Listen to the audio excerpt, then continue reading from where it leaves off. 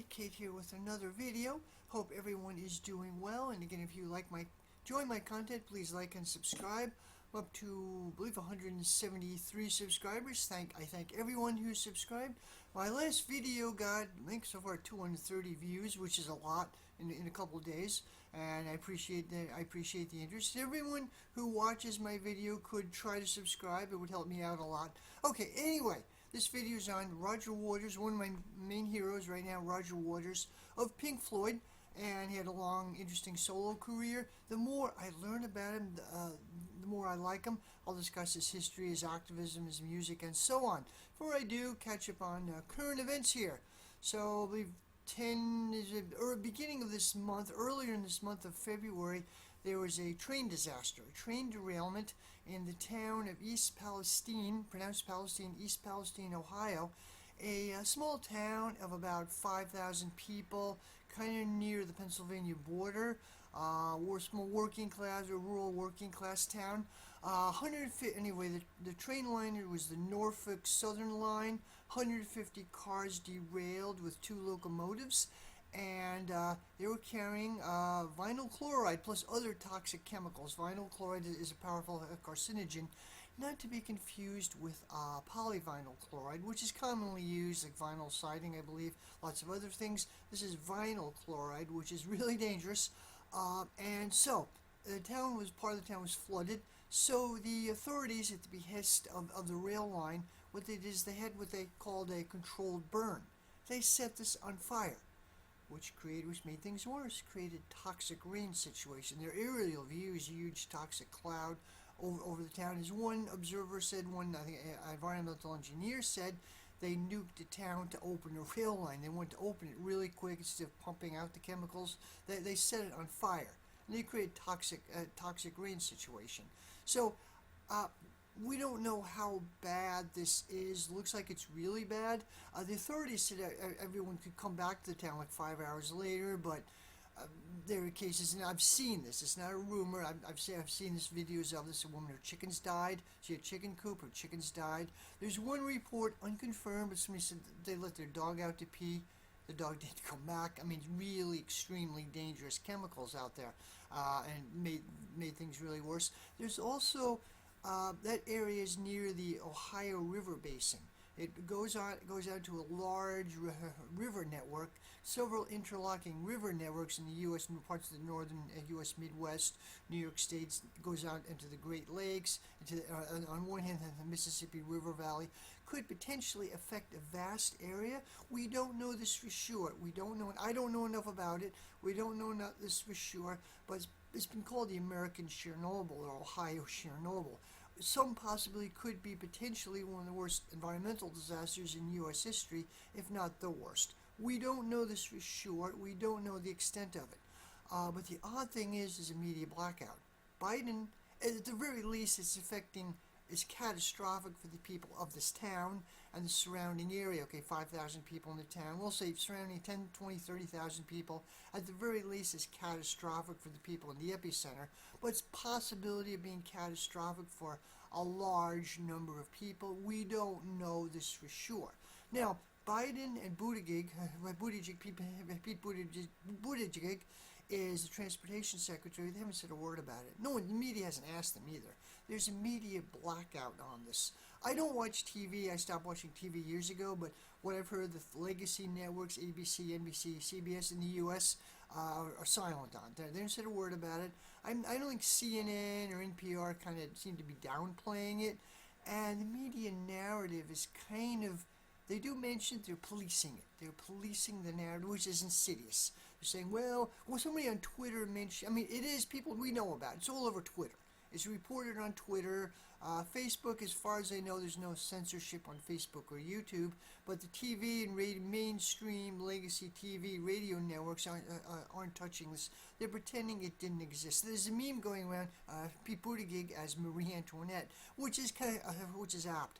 They're not talking about this. They're pretending it doesn't exist because monumental corruption involved. The Norfolk Southern line, First of all, both parties, Republicans and Democrats, are highly implicated in this. Trump deregulated some of the brake requirements, as I understand, and the Democrats also had their own deregulation. Both parties are highly implicated in this.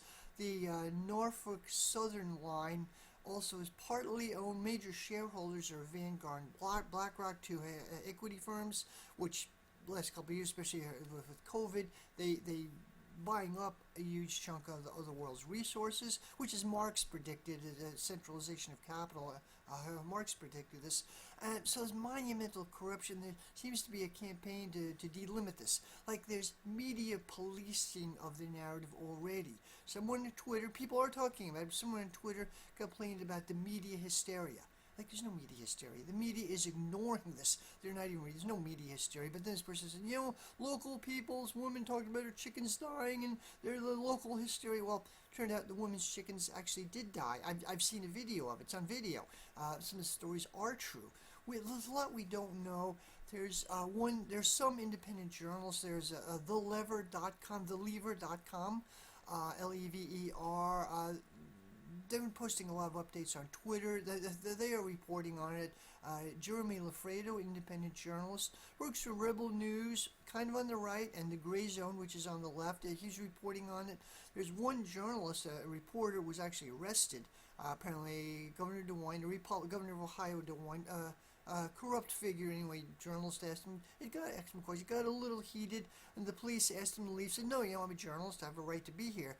And the police not just arrested him, they tackled the guy, African American guy. They tackled him. It's horrific, and it's like the media narrative, the way the media is manipulating this is infuriating. I got very angry about it. Okay, so it could be potentially catastrophic. We don't know this for sure. It is catastrophic for the people involved, and there's a legacy media blackout on, which I think is disgusting. Another thing that happened, Seymour Hersh, veteran investigative journalist, been around for years. He exposed the My Lai massacre in the Vietnam War, also the Abu Ghraib atrocities in the Iraq War. Good guy's been around for decades. He's 85. Great track record. He's known to be very thorough and meticulous. He had an article on his Substack explaining how the U.S. was behind the destruction of the Nord Stream pipeline. He explained in meticulous detail. Navy SEALs did this, how they carried it out. He says he has insider source. He won't divulge his sources, but he's known to be very, very meticulous. And obviously there's a media blackout of this too. Most part the media won't even mention it. They do try to police it. Well, I think Reuters or AP called it called him a discredit. Seymour Hersh, Pulitzer Prize winning journalist, called him a discredited conspiracy theorist, and the media calls him a blogger. No, he's not, years ago he worked for the New York Times, and now the mainstream media won't touch him. Some liberals and some people on the left don't like him, don't like Seymour Hersh because of Syria. He exposed the white helmets and some of the imperialist propaganda in the Syrian wars, like Louis Prayuk left, ISO left, really hates him, but on the pro-interventionist left really hates him. I think he has a track record. Anyway, the media is ignoring this. It's a bombshell. Media is totally ignoring this. It's interesting. It is percolating, though. It is percolating. People are finding out about this. There's Sam Husseini, a journalist. I don't remember who he writes for. He asked Ned Price, White House spokesman, kind of a hack, but he just asked him point blank, Ned Price was like, he didn't know what to say. It's a conspiracy theory. No. The U.S. was very much behind. It's beyond obvious. We knew this already, but Seymour Hersh spells out the details. Basically, before the war started, somebody asked Biden about the Nord Stream pipeline. It was known when Germany was building. It's owned by Gazprom, Russian company, Russian gas thing. But U.S. vociferously opposed it under Obama, whatever. U.S. vociferously opposed this. And Germany was able to some extent stand up to the U.S. Angela Merkel and German industrialists were able to stand up to the U.S. This isn't true now. So anyway, when the war started, somebody asked Biden about this. He actually threatened it. They said, well, we're going to shut down the Nord Stream pipeline. He said, well, somebody asked Biden, well, how are you going to do that? It's owned by Germany. He said, we have ways. And a gazillion U.S. politicians, Ted Cruz, and Democratic and Republican politicians, they all threatened to destroy the pipeline when the war just started. Now, when it happened, oh, it's the Russians. It's the Russians. No, the U.S. was behind it. Anyway, this is a bombshell. The media is ignoring it, but the story, the German media, you won't talk about it or condemns it, but it's percolating. People are finding out about it, and it's a slow motion bombshell. So while all this was going on, the U.S. media focused on UFOs and a weather balloon. There was a balloon earlier this month, like 2 weeks ago. Most likely a weather balloon, identifies Chinese.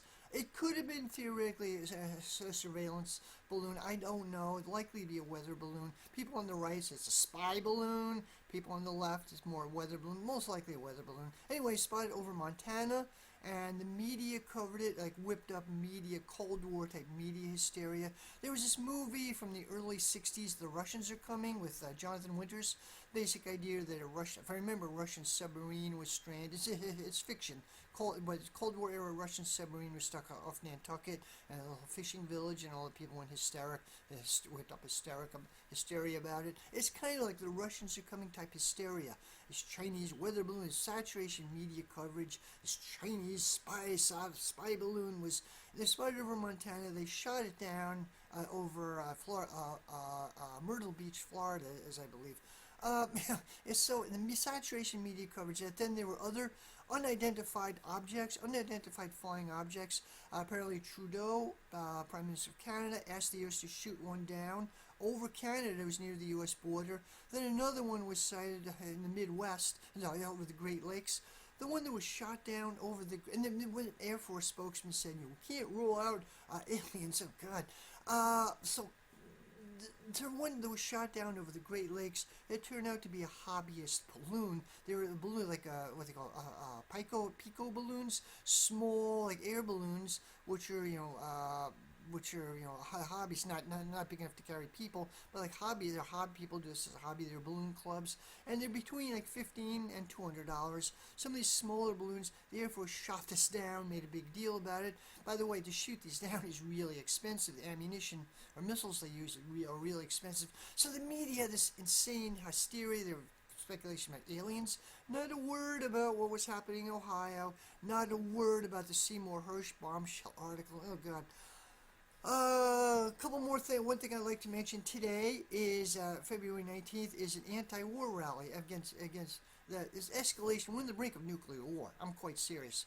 The intervention. It's ramping up. The Ukraine war, but it's ramping up. It's obviously a proxy war between the U.S. and Russia. And there's more and more NATO U.S. is constantly escalating. It's escalation escalator, constantly building up. And I think it's a very scary situation. We're not terribly far from a Cuban Missile Crisis situation. And I think there's a rally in D.C. right now. There are separate forces put on by the People's Party, led by Nick Brania, attempt to build a third party movement, and the Libertarians. And oh God, the whole fight over it. So many people are upset. It's already a mess. I hope it succeeds. There are a number of really good people on the left who are Chris Hedges will be speaking, Max Blumenthal. Roger Waters is going to speak. He won't be there in person, but he's going to speak. Known anti-war. So Chris Hedges, Garland Nixon, Cynthia McKinney, Medea Benjamin of Code Pink was going to be there, but her organization Code Pink didn't want her there. She kind of wanted to be there because they're protesting Jackson Hinkle is speaking. Now I'm not a fan of Jackson Hinkle. I actually despise Jackson Hinkle. I talked about him in an earlier video. But you got to build a movement. Now I'm not a fan of the Libertarians, and I'm not a fan of the LaRouche people. But we're on the brink of what could become a nuclear war. We're not that far from it. It's an extremely, the logic of the Ukraine war called logical continuation is a direct military conflict between the U.S. and Russia. It's already a very tense proxy war situation, and it's important to de-escalate it. I'll work with anybody. I would not go to a rally that had like David Duke or Nazi Party or the Klan. No, I would not do that. But I don't like the libertarians, but they're not fascist. And the LaRouche people, I'm aware of the LaRoucheites and their history. I talked about them in the previous video. I still go on the rally with them. I don't care. There are two people from the LaRouche organization speaking. So what? Purity politics is kind of a dead end. I notice people on the left who are not everyone, many people on Facebook who are, you build a movement with the LaRoucheites. Well, these same people have never complained about the Ukraine war themselves. What have they done about it? They never criticized, like when it came out, that Twitter and other social media is effectively controlled by the FBI on behalf of the Democratic Party. Where were these people then? Where were they then? There is room for valid disagreement. There are people I respect, Azuma Baraka, who I respect, who is opposed to this rally. But anyway.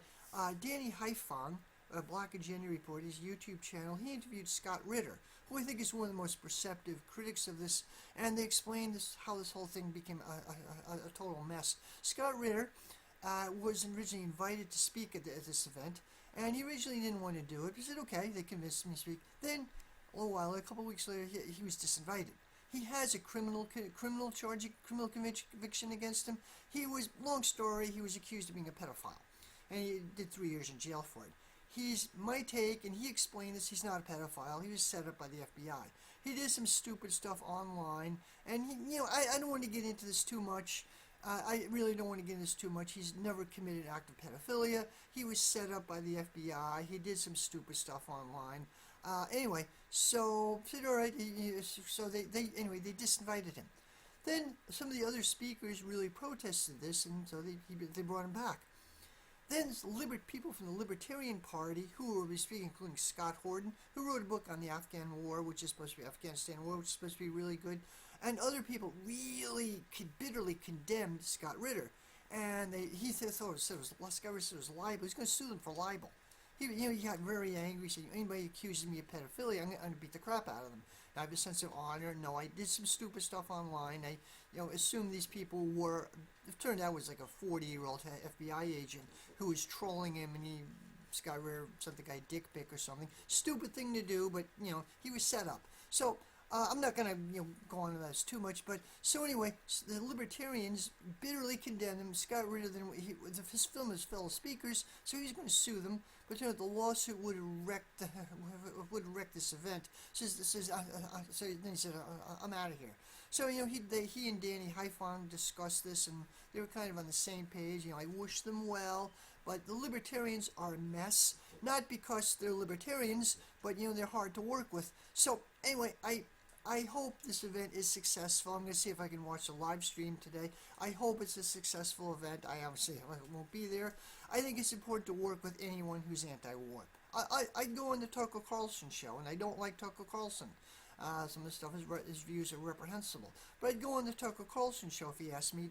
Obviously not going to ask me, but you got to work with people who, you're anti-war. You got to work with other people who are anti-war.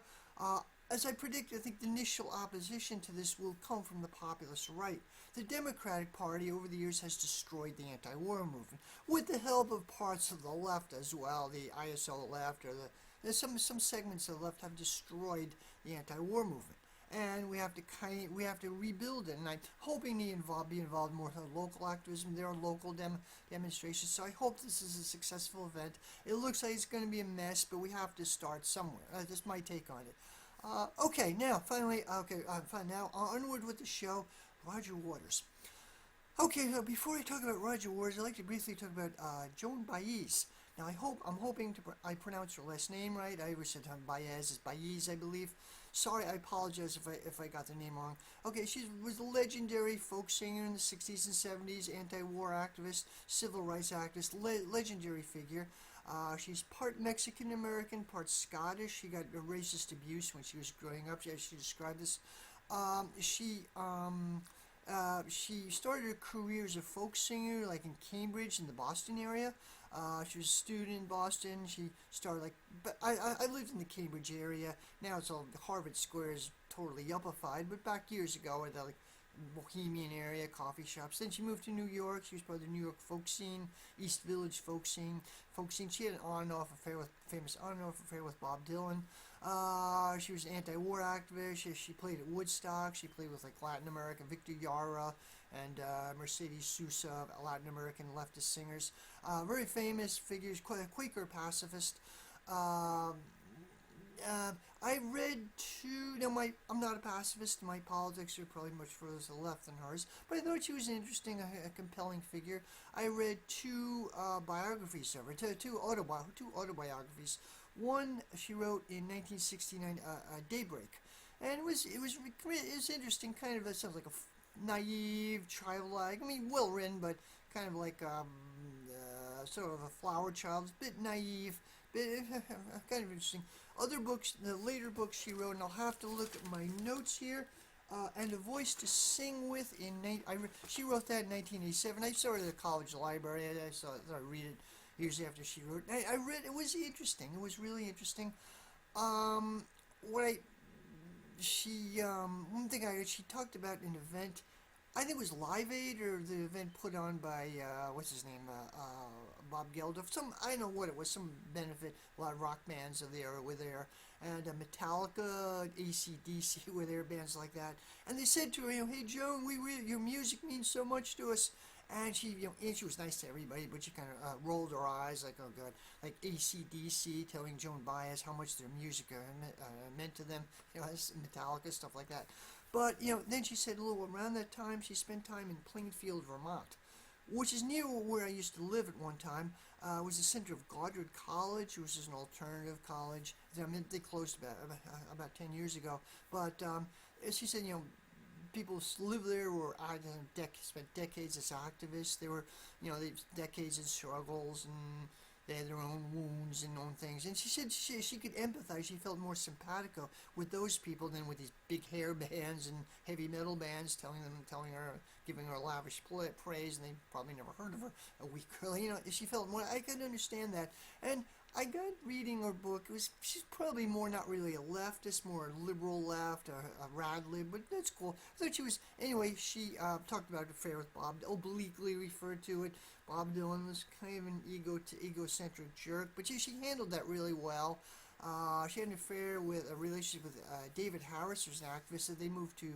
She talked about, they were in the Cambridge and Boston area, and she said New England is really confining, which it is. I've lived in New England most of my life. It is pretty confining.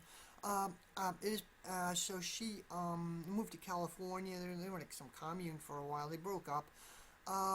More recently, Joan Baez she voted for Obama in 2008. She said that she endorsed him. She said that's the only time she ever endorsed a politician. She was disappointed. She said, if Obama spent as much time as he did convincing people, he was a transformative leader, instead of actually doing something, we would have been somewhere. She picked up that Obama was a con artist. She was disillusioned by that. But she was at Standing Rock. Otherwise, I don't know much about her. Now, I don't really know a lot about her, what she's doing now. She's retired. She's 80. She's retired from active performing. But what she's doing now, she's painting. Or doing like lithograph etches or whatever. And to sell money for charity, raise money for charity. She did one of Zelensky. Vladimir Zelensky. Oh, God. She's signing portraits that she does of Zelensky. Oh, the president of Ukraine. Oh, God. She did one of Fauci as well. Now, whatever you think of the way of COVID, I'm not going to get into this now, but Fauci was during the 80s, the AIDS crisis. He was a despised figure by the LGBT, by the gay community, with the AZT fiasco. AZT was the most expensive, deadly thing to treat HIV. There's a movie, Dallas Buyers Club. People with HIV were scrambling to get something better. The AZT, it was dangerous. It was killing people. Anyway, Joan Baez was signing these things. A great guy. Fauci was a hero of our time, or Zelensky was a hero of our time. She has a picture of herself standing next to Al Gore. I don't know what's going on with her. It seems like she became a shit lib. Now, the term shit lib, I don't mean not every liberal is a shit lib or everyone has illusions in Obama or AOC or whatever. I don't mean that. Kind of close, but a shit lib is someone who, it's hard to explain, but someone who uncritically thinks they're progressive, but uncritically accepts the narratives of the Democratic Party. Classic is Rob Reiner on Twitter, the actor. He played Meathead in All in the Family, Archie Bunker, decades ago. He played a leftist, but he's a classic shit lib. George Takei played Sulu in Star Trek. He's a shit lib. Stephen King, the writer. The classic shit lib is a guy using the name Brooklyn Dad Defiant. He's on Twitter. He's a classic shit lib. Now, it looks like Joan Baez might have become kind of gone that way herself. A lot of people from that generation have, unfortunately, 8 years of Obama and 4 years of Trump have pushed people, and people are terrified of Trump, pushed people in that direction. It's really sad. Might have happened with Joan Baez. I really don't know. I don't want to judge her too much. She spent decades in the trenches. She means well. I don't know what happened to her. Anyway, just compare her with, I don't want to judge her. She's, whatever. Anyway, I compare her to Roger Waters, who's still about the same age, around the same age, same generation. He's still going strong as an activist, and more and more. A lot of people hate him. Like, no matter whatever you read in the U.S. media will smear him. Constant smears. He's anti-Semitic. He's a Putin apologist. He's an Assad apologist. This is nonsense. I'm going to talk about a little bit here of his career, his activism, what he stands for. Okay, first, Roger Waters. First of all, important thing is from England. He was born near Cambridge, England. Grew up in Cambridge, a city in like central England, university town. Both his parents were communists. Important thing about him, both his parents were communists. His dad was originally a Christian pacifist and joined during the Second World War, joined a British Medical Corps in Italy. Then one point he renounced pacifism, joined the Communist Party, and he was in a combat unit. He was killed in Anzio in 1944. I believe Roger was 5 years old at the time, and not surprisingly, this left a huge mark on Roger. It's reflected in his music, what his father stood for, his father's loss, what he thought his father was fighting for, what he thought his father stood for. This was a big mark in the pinkfloyd's music and Roger Waters' solo career.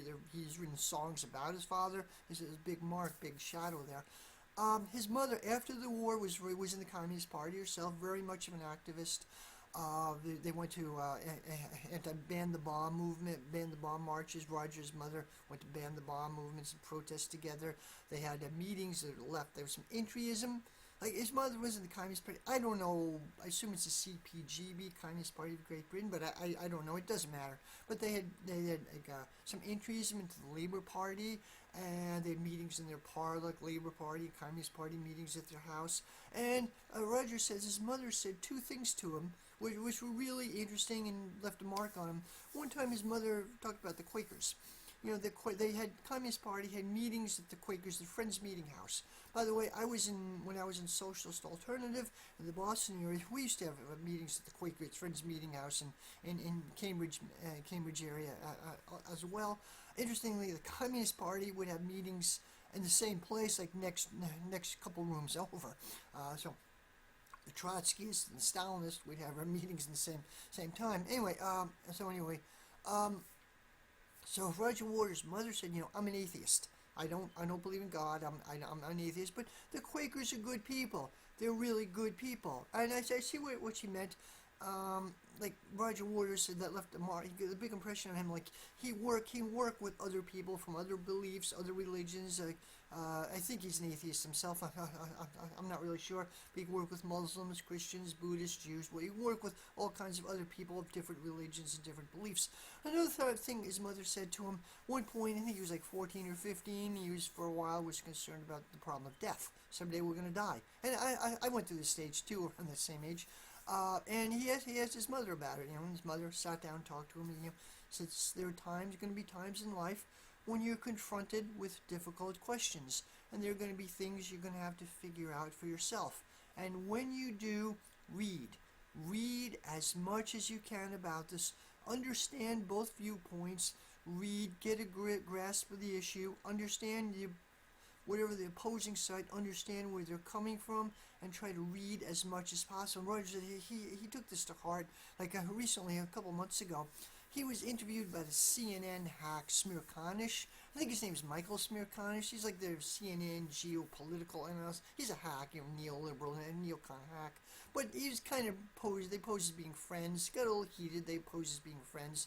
And Smirkanish asked him, what about China? China's provoking Taiwan, independent democratic country of Taiwan. And Roger said, look, you need to read more. Taiwan is historically part of China. Like, you need to read more.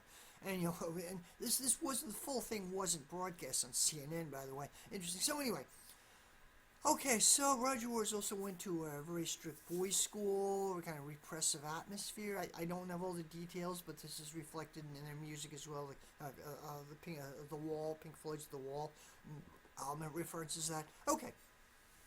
So sometime Roger Waters moved to London when he became a student to study architecture. He didn't seem to have any particular special enthusiasm for architecture. He was basically tested for it. Tested well in that subject, so they put him in an architecture program. He said he thought about going into mechanical engineering. Anyway, but he was a bass player, and he was in a band. Pink Floyd, what became Pink Floyd, apparently was founded, goes back to 1962. It was kind of amorphous as school bands are. They were in this artsy, Roger was in this artsy youth culture. A lot of his friends were art students. There was a mood back then, like the British youth culture. They would read a lot of American beat literature, like Roger said. We had to pretend to like Ferlinghetti.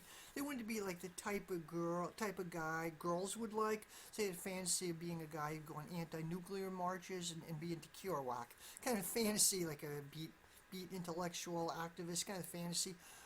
Anyway, there's a group. There was what became Pink Floyd went by a couple of names: Sigma Six, the Abdabs. When they used that, they were the Megadeths.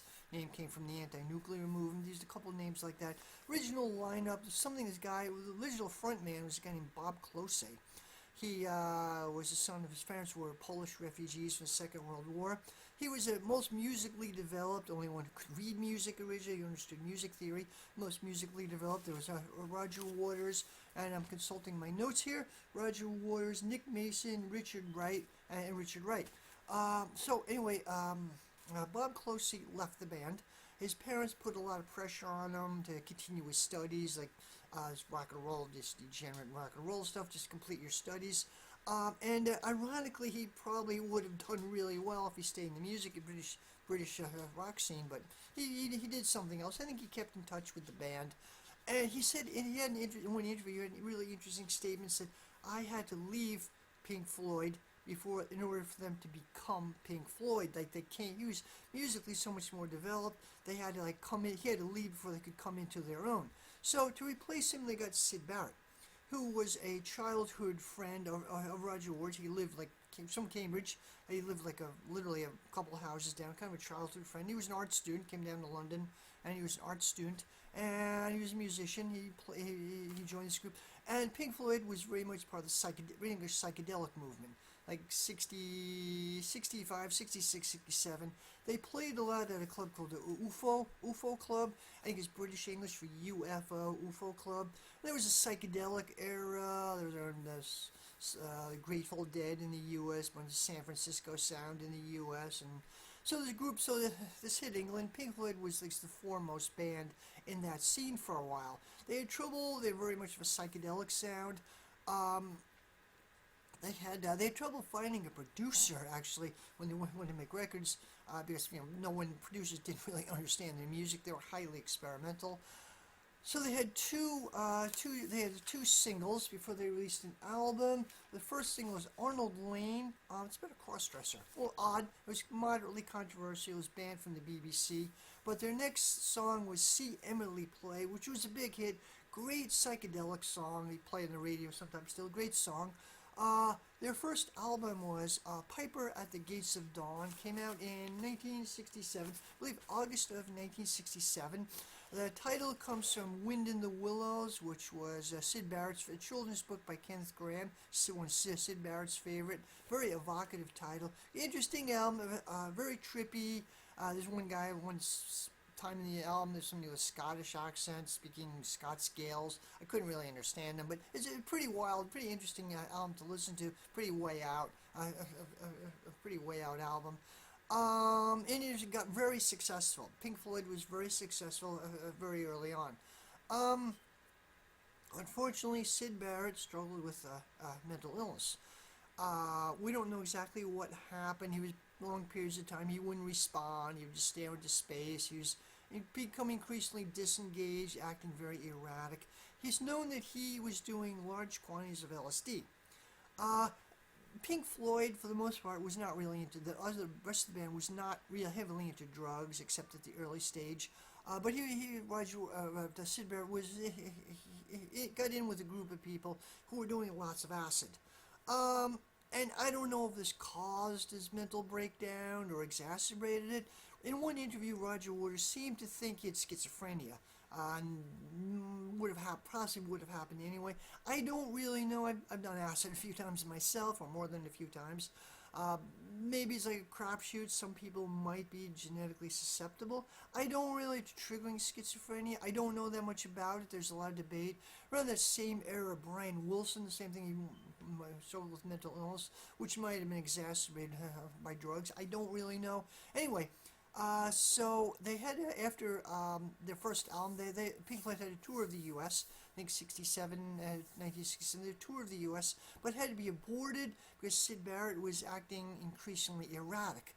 Like one scene, I think they were at the Fillmore West, famous concert venue, Fillmore East, Fillmore West, and one scene where Syd Barrett was literally playing. I think he was giving a solo concert or something, and Syd Barrett was banging the D string over and over, bong, on his guitar, bong, bong, bong. The crowd, the audience loved it. They were apparently tripping their brains out there. They loved it. But Roger, Roger had to come and get him, basically. Come on. Another scene where there's supposed to be lip syncing. These bands that are still had to do a variety show. They were lip syncing. And Syd Barrett just kept his mouth closed. It was embarrassing.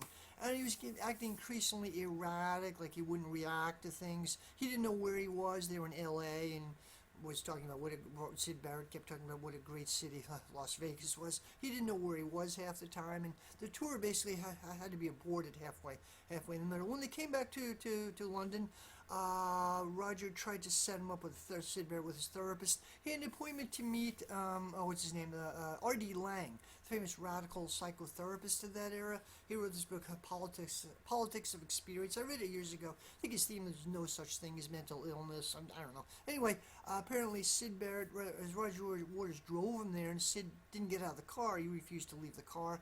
Later on, he did work with a therapist who is known to be working with people in the psychedelic movement in Britain, but apparently it didn't do him any good. He left the band. Syd Barrett left the band by mutual agreement. He got some settlement, and he later on he kind of, like in the 1975, he did release a few albums on his own with the help of Pink Floyd people. For a while, he was financially supported by Roger Waters, and Roger Waters helped him out. He eventually retired to a cottage. He lived with his family in Cambridge, and he faded into obscurity. He dropped out of sight. He died in I think it was 2008. I'm not sure. He was 60. Anyway, it's a very sad story, and his whole story, what happened to him, left a mark on the band. It's in their themes, the theme of their music, left a huge mark on the band. Okay, so the Pink Floyd's second album was A Saucer Full of Secrets. I think most of the material was written by Syd Barrett. Some Roger Waters filled in, wrote a few songs about it. Roger Waters, said what happens if you're in a band and your songwriter goes crazy, like you're screwed. He had to jump in and take over. Saucer Full of Secrets is an interesting album. Two really good, interesting songs. Set the Controls for the Heart of the Sun. It's based on a famous Tang Dynasty Chinese poem. It's a very popular song for years. Pink Floyd did it as part of one of the early songs, but they did it touring. They did it very in demand, a very popular song. And also, what's the other one? Colonel Clegg, which is Sid Barrett wrote about his father. Very interesting songs. Okay, they were interesting kind of psychedelic era albums. Oh, Jug Band Blues is also on that album. It's about Sid Barrett leaving the band. An interesting song. And okay, so they had a movie. Their third album was a movie album. It was actually a soundtrack to a movie called Move. Came out in August of 1969. I'm going to have to refer to my notes somewhat here. It's a soundtrack from a movie called Move by French filmmaker. First film by French filmmaker Barbet Schroeder. Apparently it's about I haven't seen the movie. I don't know what it's about. It's about a hitchhiker in Ibiza who apparently becomes a heroin addict, and I don't know. I don't think the movie was terribly successful. Their album, anyway, Pink Floyd talked about becoming film composers. It's like the band thing didn't work out. Maybe touring didn't work out. They thought about another career as composers, film score composers. They could have gone into that. But their next album, their fourth album, is Uma Guma. Came out in 1969 also. Uma Guma is supposedly nobody knows what the word means. It may have been like a Cambridge slang for sex. And kind of interesting. It's a combination of material from their concerts and some new material. Wasn't terribly super successful. Not terribly remarkable, but it was kind of interesting. The cover art was kind of surrealistic. Had Dave Gilmour, and like a picture within a picture within a picture. Kind of really interesting. They did after that. They did Zabriskie Point, filmed by Antonioni. Filmmaker, great film. I saw that years ago. Pink Floyd did some of the music score for that. The Grateful Dead, a few other bands did some of it too. It's a film I saw it years ago. It's about an American leftist environmental activist occupying some factory or something, and there's a long debate over the New Left, what people were thinking about in the '60s. Interesting film, very interesting film. Environmentalism and socialism. It's an interesting film. And Pink Floyd did some of the background, some of the music for that. 1970 movie Adam Hart Mother. It was filmed it was done in France. It was the first album, very experimental. They did a kind of choral background and like I said, symphonic. It was kind of sound we think of as Pink Floyd. It was influenced by Stockhausen, who's like a composer, did a lot of electronic music. Stockhausen was thinking with new music, like serious, like 20th century classical music, which never really took off with the public, but was influenced by that, very experimental, very Pink Floyd was kind of similar to King Crimson were doing. King Crimson, different iterations of the band, mostly led by Robert Fripp. Not a little different. King Crimson wasn't as popular, wasn't as commercially successful or accessible. They're very avant-garde stuff, but they do have a big following. Kind of comparable to Pink Floyd. Pink Floyd was avant-garde, but remained popular. Anyway, okay, next album. Adam Hart Mother in 1971 Metal. The album Metal, which is often overlooked. Supposedly the last album with equal input from all the band members. Roger Waters came to be the dominant figure, the driving creative force of the band. But according to Dave Gilmour and others, they all equally helped out with Metal. And there are two really classic songs of them. Echoes, which is towards the end, very poetic and Fearless, which is a great song, very moving. Very poetic. I wish I had the lyrics too. It's about kind of struggle, solidarity and struggle and facing life, confronting life. And it is really interesting, very moving, very moving. Metal, people say Metal is like a transition. There's a couple of albums, Adam Hart Mother, Metal was a transition out of the psychedelic era into their later stuff. They started, their roots were in psychedelia, they moved like progressive rock, prog rock, or some people call picture rock. They were moving in a somewhat different direction after that. So Fearless is a really great song. I really love it. 1972, another album, a film score album, Obscured by Clouds, came out in 1972. Also a film by Barbet Schrader, a French filmmaker who they had some relationship with. They spent, Pink Floyd, the band spent a lot of time in France, and so did a lot of other British rock bands that era. There's British tax laws for one thing, and French media kind of treated them better, took them more seriously as artists than they were in the UK or in the US. They treated them better. But anyway, movie Obscured by Clouds, film score of a movie La Vallée by Barbet Schrader. Apparently I haven't seen that either, but something on a spiritual quest in New Guinea. I haven't seen it, so can't say what it's about. Okay, then, where are we here? Their classic, their all-time classic, one of their classics, Dark Side of the Moon, came out in 1973. That's a masterpiece, and it's one of the highest-selling rock albums ever. What it's about alienation, about finding your own way, about finding out who you are. People compare them to like Led Zeppelin, band of the same era. Led Zeppelin is very outer directed, conquering like an adolescent male, conquering the world. While Pink Floyd, their music was more inner directed, like psychotherapy, not the sense it's used today, but it means sense of working out your own issues in a healthy kind of way, figuring out who you are. Somewhat existential, kind of inner directed. And so Dark Side of the Moon, one song is about finding direction in life. I can't sing. Say, Kate, don't quit your day job. I was like, 10 years have got behind you. No one told you where to run. You missed the starting gun. And it's like, alienation, or, finding direction in life. And then it goes on to, hanging on in quiet desperation is the English way. I thought I'd something more to say. And home, I like to be home when I can. Really great stuff. There's some money, making from capitalism, success, money, it's a hit. I don't need the too goody good bullshit. Great stuff. Very successful album. Kind of comparable to the Beatles, Sgt. Pepper's Lonely Hearts Club Band, but better, more mature. Sgt. Pepper was about a first concept album. Came out, I think, in 1967, a few years earlier. It was kind of also about alienation and finding community.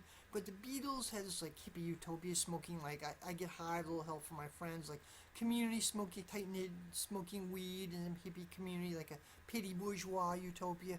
Well, Dark Side of the Moon confronted some of those same issues, but in a more mature way. Life sucks. This is what it is. This is how you deal with it. And it's a really interesting album.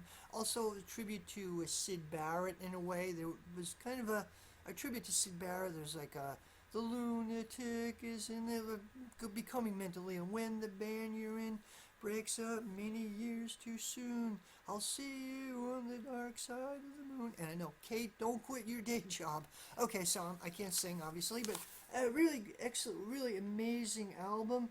Alan Parsons, that was a recording engineer. He later on branched out, that launched his own career, the Alan Parsons Project.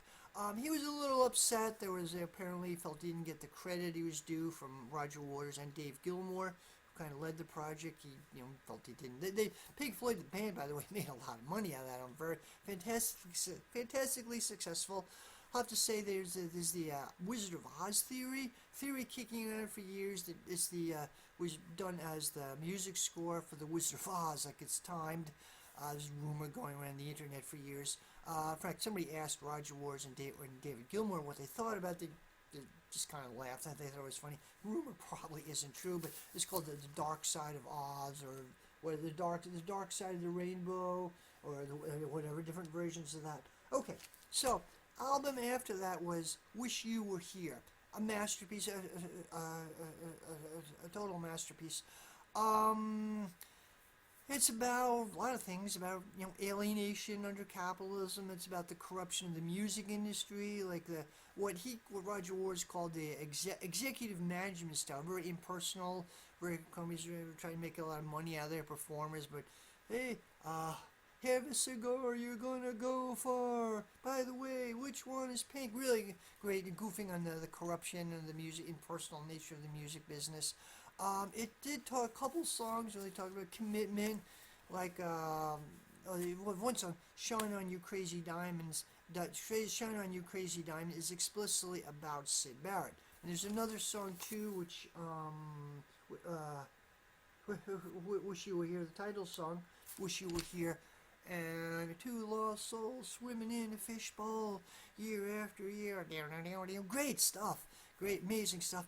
Oddly thing, Syd Barrett himself crashed crashed the studio session when they were in the middle, when they were doing the song Shine On You Crazy Diamond. He walked in. Nobody recognized it. He looked a lot different. This was years after he left the band. He looked different. He gained a lot of weight. He shaved his head. He did not look like, and it took a while for people to recognize who he was. People thought he was some lower level recording person or some recording engineer. No one knew who he was. I feel said, "No, wait, that's Syd." Like people thought, "Holy crap, that's Syd." And apparently he wanted to help out. He wanted to be part of the project, but he couldn't do anything. He just sat there. He wasn't able to really, and he didn't realize the song was about him. Kind of an odd kind of coincidence. And Roger Waters had to send him. He cried. This was a really emotional experience for the band. Like person they had known and loved, and he showed up and he's completely. He almost looked like a homeless guy. Like what's going on here? Roger Waters had to send him home. Some accounts of, and he cried. He broke up. The band really cried over this. It was really a difficult experience for them. Moving experience for them. Accounts of this make Roger Waters sound like a jerk, the way he sent Syd Barrett home. But keep in mind, he was financially supporting Syd Barrett at the time, so this had a profound effect on the band itself. Had a profound effect on the band.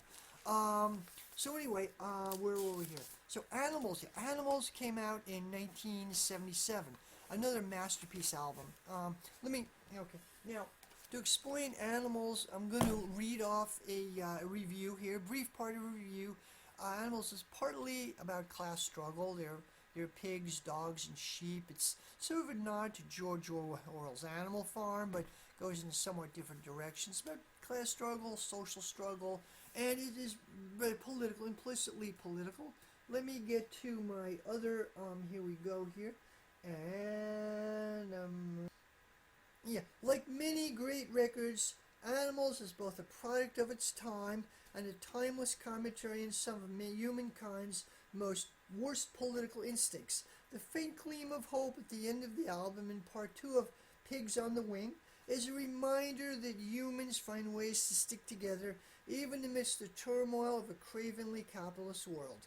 You know that I care what happens to you, and I know that you care for me too. Any fool knows a dog needs a home, a shelter from Pigs on the Wing. Yet taken together, both parts of Pigs on the Wing constitute just over 3 minutes, less than 10% of Animals' runtime. There's far more darkness than light here.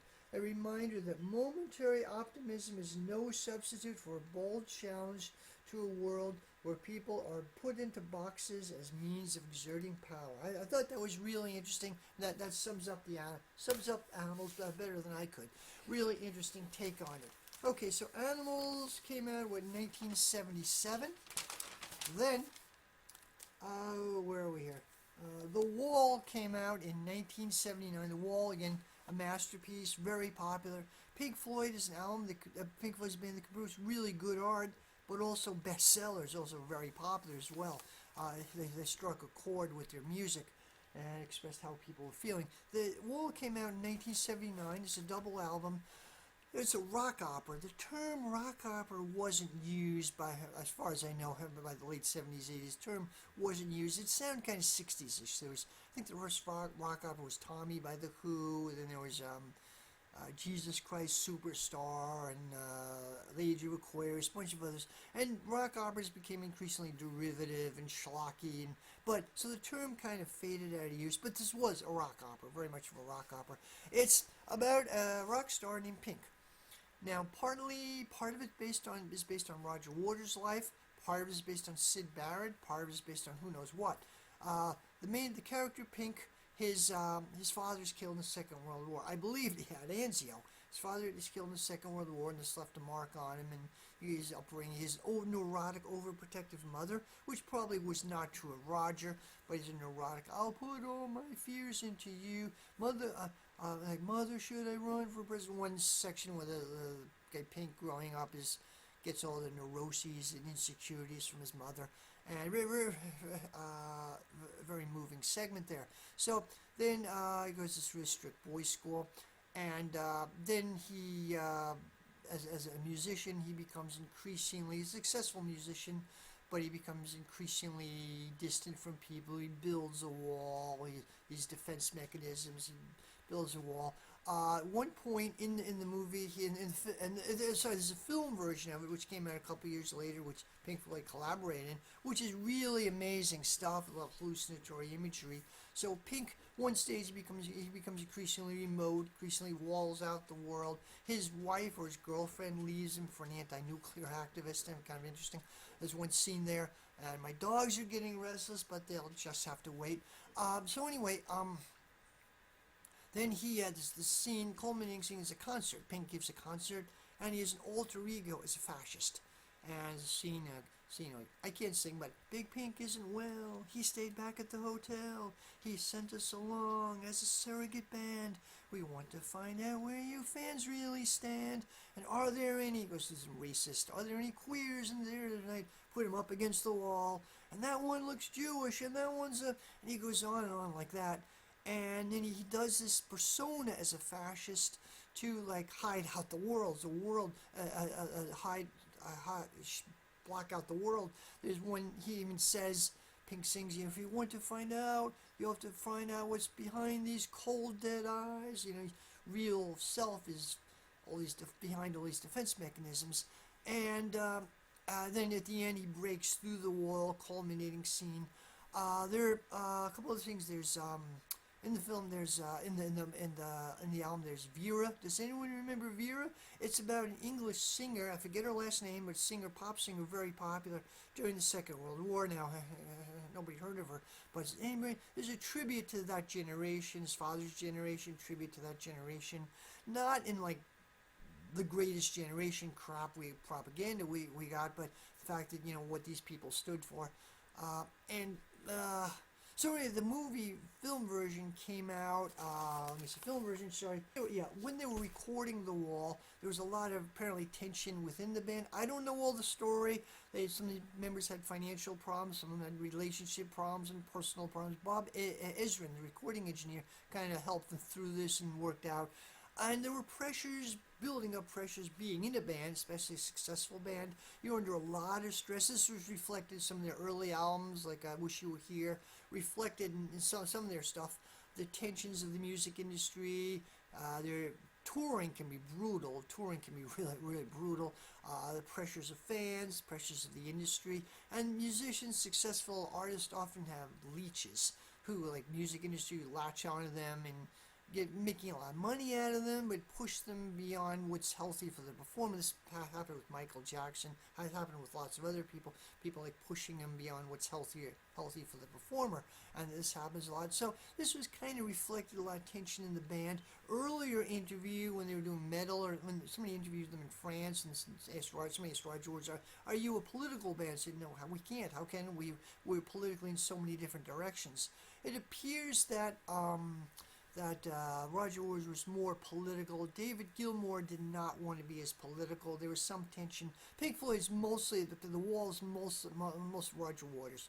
He did most of the band, all equally contributed different ways, but it's mostly Roger Waters was by far the creative direction behind it. And I'm probably leaving stuff out. There was a film version which came out a couple years later, which they collaborated in, which was also a masterpiece, hallucinatory, quite interesting piece. That was their second to last album. Their last album was the final cut, which came out in 1983. Oh yeah, sorry. The movie The Wall. The movie came out in 1982 with Alan Parker. Very surrealistic imagery. Great to watch. My dog wants to go up. Hold on. You want to go up? Hold on. Yeah. I'm here. Sorry. My dogs are getting very restless. Okay, so film in 1982, was it? 1982 Alan Parker film, The Wall. Okay, their next album was Final Cut, which came out in 1983, was their last album as a full band. There was a lot of tension between Gilmour Apparently, David Gilmour and some other band members bitterly complained they didn't like the material in the final cut. Well, it was political. Final cut was explicitly political. It protested part about the Falkland Islands War, protested about protested about what's called neoliberalism, beginning of austerity, Thatcher, very political. David Gilmour was not happy about it, bitterly complained about it, but Roger Waters was said that they weren't producing anything. I mean, there was a band, they were contributing, but they didn't write material, they didn't come up with a lot of good stuff. So there was a lot of tension in the band. The band, as I understand, kind of broke up in the middle of recording this effectively. It's effectively a Roger Waters solo piece. Anyway, the album, I listened to a lot of it last night. It was a protest against Thatcher. There was a song, Fletcher Memorial Home. Fletcher was his father's name. And the character, the video attached was kind of like slightly surrealistic, but character was supposed to be his father. And if his father had lived, or his ghost of his father, seeing what Britain had become, like there's the post-war dream. The subtitle of this album is The Post-War Dream. Is this what set people in the Second World War fought for? This austerity, what Britain was becoming under Thatcher, what's happening is horrible economic situation Britain is, and the album talks about the difficult situation of the working class and very anti-military. The video, Fletcher Memorial Home, goofs on leaders. There's a mock scene of someone shooting, or almost shooting, Margaret Thatcher. It's not carried out. You see obvious legal complications, but it implies shooting Thatcher, other world leaders, and it was a very controversial video. It came out.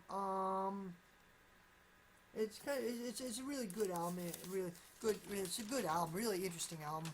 Kind of grim and somber, but kind of really good. Videos are quite interesting. So Pink Floyd broke up in, I believe, 1983. The remaining three members, David Gilmour, Richard Wright, and Nick Mason, they did three other albums. The Division Bell, Momentary Lapse of Reason, and the Final Cut, which came out, the Endless River, which came out in 2014, I believe, 2017, I believe. It said that it's going to be the last album. They continue projects, and the band, anyway, so Roger Waters' solo career. Solo, in 1984, released the album The Pros and Cons of Hitchhiking. I listened to it, it's okay. It's kind of ideas which he was going to do before the Wall. The band, other members opposed it. They did the Wall instead, and I'm glad they did in that case. Pros and Cons of Hitchhiking. It's I believe it's very interesting. It's very interesting. It's about commitment, relationships, about sex. I think he was dealing with about adultery. Musically, piece is underrated. It doesn't quite, I don't quite relate to it. It's a good album, musically really good. I don't quite connect with it that much, but it was his first full solo project. After that, he did Radio Chaos, K-A-O-S, which came out in 1987. He collaborated with Eric Clapton, Smooth Hand, really great music. Basically, it's about allegorical story about a guy, handicapped guy, a paraplegic from a poor mining town in Wales, and this guy's somehow able to pick up radio waves with his mind. It's fictional, pick up radio waves, and then he's able to infiltrate, to hack into radio and computer networks. He figures out how to do this, and he's appalled at the state of the world and how horrible everything is, and he essentially brings the world to the brink of a nuclear war just to show people how horrible this would be. Interesting album. It didn't really sell super well, not super successful, but the album after that, 1992, Amused to Death. That is a powerful album. I really loved it. I used to have it. I would play it. I had it when I lived in Moscow, Russia, and I'd play it over and over again. It's a powerful anti-war movement. There's anti-war album. There's one really great song, The Bravery of Being Out of Range, and I could cry when I played it. Very powerful. Essentially about anti-war, anti-militarism. I had fights with my dad. He was a big fan of he supported the Persian Gulf War and the later Iraq War. I had big arguments with him over it. And he had been in the Marines. He'd long ago left. He'd resigned his commission, but he was out. But he had this militaristic streak. And I used to really arguments with him over it. Later on we reconciled. We were generally in good terms. I was generally in good terms with my dad, but big fights over him. And anyway, I had this album when I lived in Moscow, and I listened to this song, "The Bravery of Being Out of Range." Its title is sarcastic, obviously. Talking about one scene like Marines in a like bombed out city, bravery. I think it was about a bleak reference to the disaster in Lebanon. The destruction U.S. militarism and imperialism causes over the world. There seemed to be an oblique reference to this. Anyway, to me it was really powerful, very powerful album. Another song, "What Does God Want?" makes fun, God wants love, God wants war, God, how religion is used to, mobilize people. Came out in 1990. So after that, his album, I believe, I believe his final album, his more recent album was, "Is This the Life We Want?" and came out in 2017. There was I forget his name, an guy who was the recording engineer for Radiohead, who said, "I love Pink Floyd, but Waters' stuff, solo stuff, is unlistenable." And supposedly he challenged Waters to make something poetic. So his response was, as they collaborated together, I forget this guy's name actually, but "Is This the Life We Want?" which is about the modern world, neoliberalism, warfare, militarism. Very, very good album, very powerful album. So Roger Waters' concerts, he made I believe his first concert was In the Flesh tour from 1999 to 02. He took before that time he had like a 12-year hiatus, but he went back to touring on his own. In the Flesh tour. This might have been coordinated to he had an on-off feud with David Gilmour, and I know they hate each other. I don't know what's behind it. I don't really know. I don't take a side on it, but he saw Roger said, saw a therapist for like 20 years. He saw a therapist and worked out a lot of this real hatred, really intense feud. And these develops in bands. It becomes a hothouse atmosphere.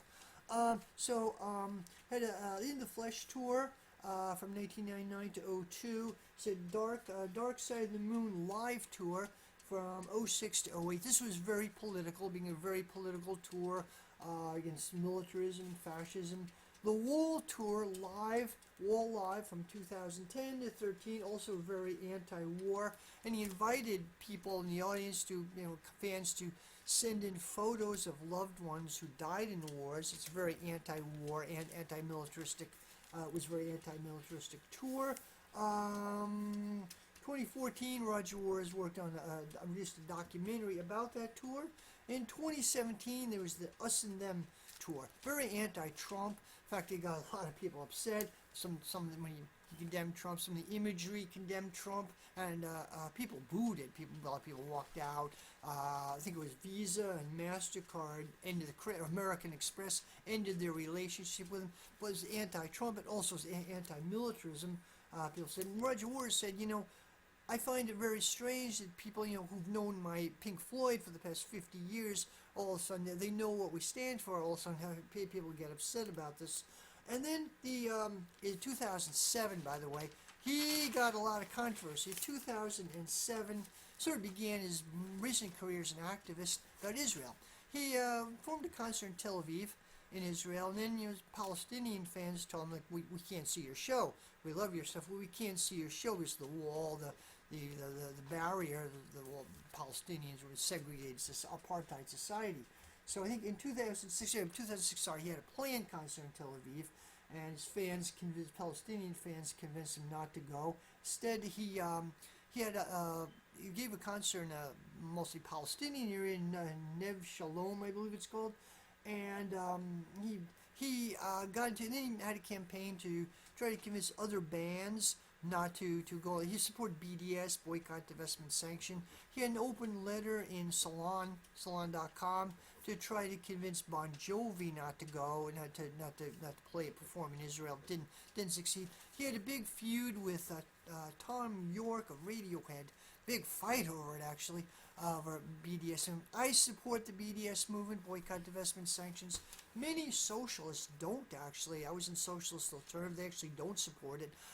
Kind of complicated. Basically, it fosters Arab nationalism and is more like divides people. Say the situation is not comparable to South Africa was in the 70s days. It's not apartheid because they're not economically separate. I don't know if I buy their argument, but people say that, BDS boycotts are a liberal solution, and yeah, that kind of is true in and of itself. It's not gonna take down Israeli apartheid and the oppression of the Palestinians. That's true. Like Noam Chomsky and Norman Finkelstein opposed BDS as well, but the fact is, it is the focal point for resistance to it. There are laws in the U.S. banning BDS, like Abby Martin, the journalist. I think she gave scheduled to give a lecture in Florida or something. I think it was Florida, and the condition she had to sign something agreeing not to support the BDS movement, and that's horrible expression, horrible freedom. Violation of freedom of speech. She successfully sued them. The Zionist lobby is really terrified of BDS. It's hitting a chord. It is a focal point in and of itself. It's not going to do much, but it's a focal point for resistance, for educating people. So I do support it for a variety of reasons. Anyway, Roger Waters became a prominent BDS spokesman, very much supported. He got a lot of people hating him over this, but he does support a variety of other things. He was 2014, he had opened letter to Bon Jovi, and tried to take him to Nick Cave, toured Israel, tried to convince him to call off the tour. It wouldn't work, nobody will listen to him. Other times, a bit later on, Roger was very outspoken in condemning the U.S. intervention in Syria, the white helmets, and the U.S. media propaganda blitz about Assad gassing his own people, which was nonsense.